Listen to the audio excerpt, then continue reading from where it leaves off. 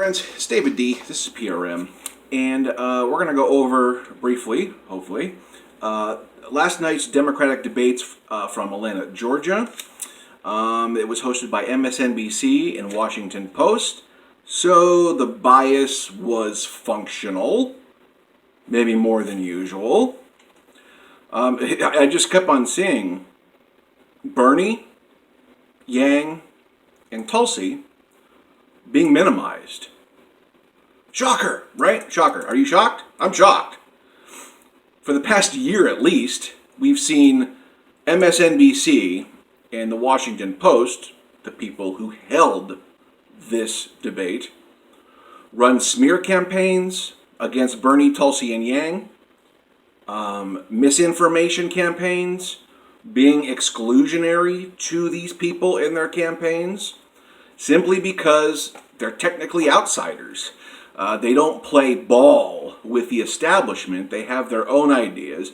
They have their own populist appeals. They have their own standards. And you can just see the bias working throughout this debate, where you can tell MSNBC was throwing it to Booker, throwing it to Elizabeth Warren, throwing it to Pete Buttigieg. In the first hour, Bernie is the front runner, and he spoke maybe once or twice. Elizabeth Warren maybe spoke 4 or 5 times. You understand? You understand who they're propping up? Who their establishment candidates are? Well, real shocker, huh? So I'm just going to go over my notes, and I'm going to focus on Bernie, I'm going to focus on Andrew Yang, and I'm going to focus on Tulsi Gabbard. So these are my 3 favorite candidates. So, like I said, Bernie was being ignored. Elizabeth was being propped up. Bernie's talking points were stolen by Elizabeth Warren at the beginning, and it was just kind of like obvious. It was like MSNBC wanted to keep Bernie silent so Elizabeth Warren could spout Bernie's talking points, and that's exactly what happened. But anyways, Bernie had, when he did speak, had solid anti-Trump rhetoric. One thing I really love about Bernie Sanders is he can balance anti-Trump rhetoric with policy rhetoric, okay? Where you see the centrists just going for the anti-Trump message most of all. But Bernie has a fantastic balance of anti-Trump rhetoric and policy rhetoric that he employed last night. I thought it was beautiful. Bernie said, you say we're divided. I believe otherwise. And he spoke about the issues that bring us together, like most Americans want a Green New Deal. Most Americans want a living wage. Most Americans want universal health care. And he really focused on those messages, which is the true spirit of bipartisanship, because I believe, and it is a fact, that Bernie Sanders is one of the only candidates who can successfully reach across the aisle to Republicans. But let's see, what else?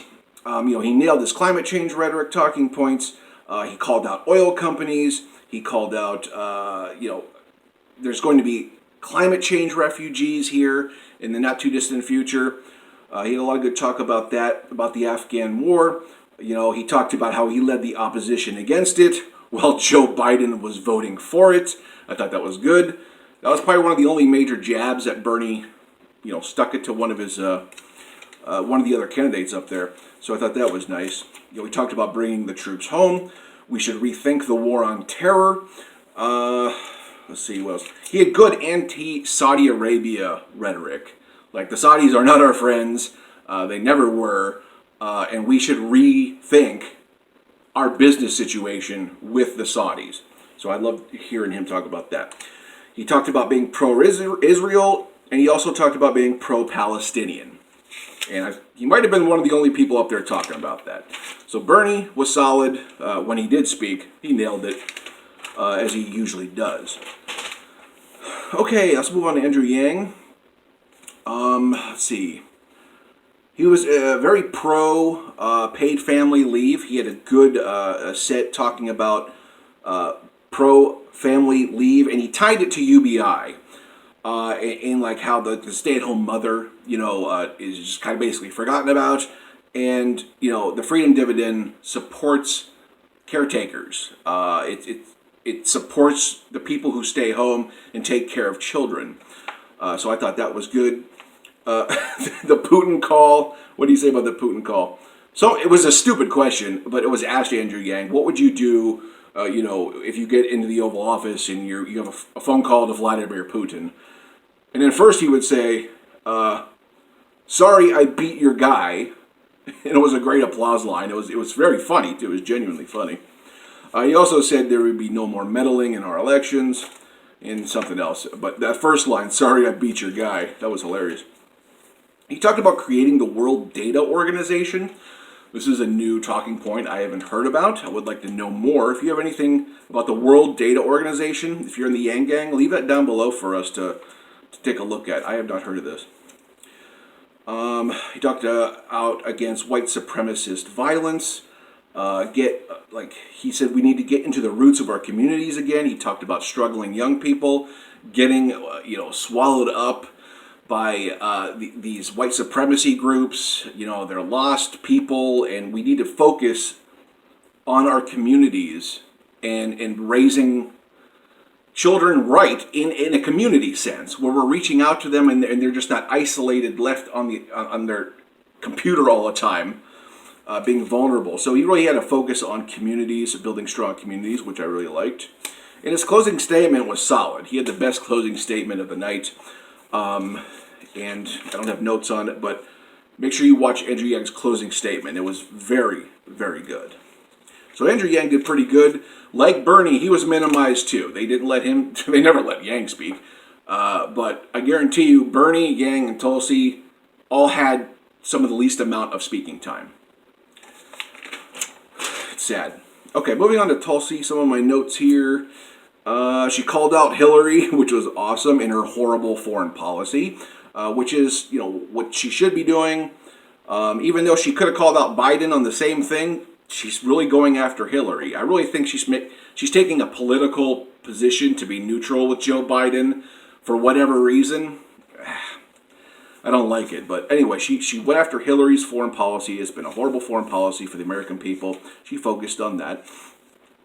Tulsi and Kamala Harris got into it a little bit. MSNBC set up a situation where there was a back and forth, maybe revenge for what Tulsi did to Kamala's campaign back in the first or second debate, where she sank it simply by talking about Kamala Harris's her record aloud. That was it. It wasn't even like a smear job or anything.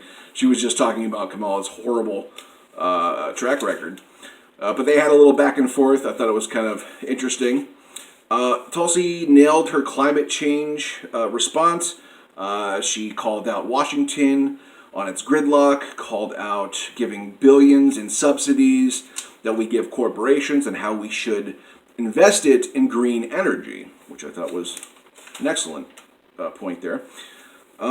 Racial injustice came up, criminal justice system reform, the war on drugs, overhaul these things and end the money bail system. A lot of these things are very agreeable no matter which side of the aisle you are on. I thought she nailed that.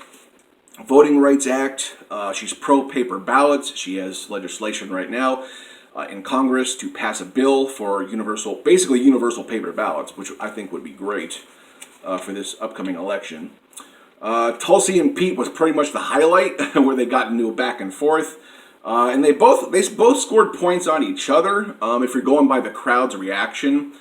But I think Tulsi won because she called out Pete, like Tulsi calls out everybody who's a corporate fraud on their BS, and she did that very well.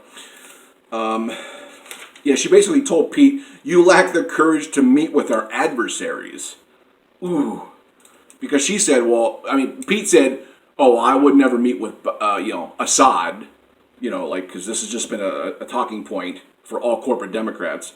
And Tulsi said, "You lack the courage to meet with our adversaries." Ooh, I hope his campaign dies on that. I really did. But anyways, that's just a quick review of my notes of last night's debate. I don't like these debates. I don't like the structure. I don't like the people who host the debates. We need neutral debates without corporate bias.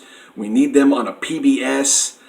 Very bland network where it's just people asking questions, candidates talking about policy, drilling down on policy, but we don't get that. We get what corporate media wants, and they have bias. They have bias for candidates like Amy Klobuchar. They have bias for Kamala Harris. They have bias for Cory Booker and Elizabeth Warren. And my candidates, which are likely your candidates, were minimized. And I really don't like these debate formats and who hosts them.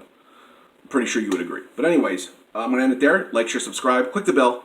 I'll meet you down in the comments.